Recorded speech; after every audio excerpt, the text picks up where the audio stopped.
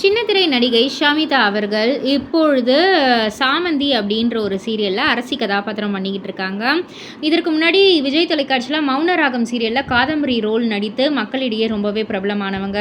அதற்கு முன்னாடி வெள்ளித்திரையில் பாண்டவர் பூமி படத்தில் நடித்து ரொம்ப ரொம்ப பிரபலமானவங்க தான். ஸோ இப்போது இவங்க ரீசெண்டாக ஒரு இன்டர்வியூவில் வெள்ளித்திரையில் உங்களை வந்துட்டு எப்படி திரும்ப பார்க்கலாம் அப்படின்ற மாதிரி கேட்டதற்கு அவங்க ஒரே ஒரு பதில் தான் சொன்னாங்க. பச்சை கிளி முத்துச்சிரம் அப்படின்ற ஒரு படம் இருக்குது. நம்ம சரத்குமார், ஜோதிகா, ஆண்ட்ரியா இவங்கெல்லாம் நடிச்சிருப்பாங்க.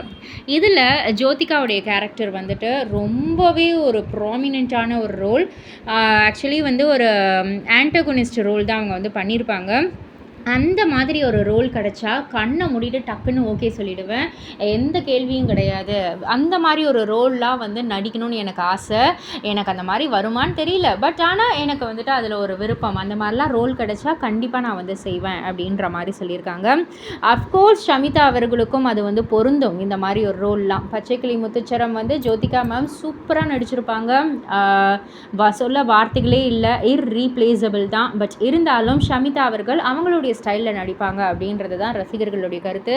இதை பற்றி நீங்கள் என்ன நினைக்கிறீங்க? உங்களுடைய கருத்து என்ன அப்படின்றத கீழே உள்ள கமெண்ட் பாக்ஸில் குறிப்பிட்டு சொல்லுங்கள். மறக்காம சேனலில் சப்ஸ்கிரைப் பண்ணி பக்கத்தில் உள்ள பெல் ஐகானை கிளிக் பண்ணிவிடுங்க.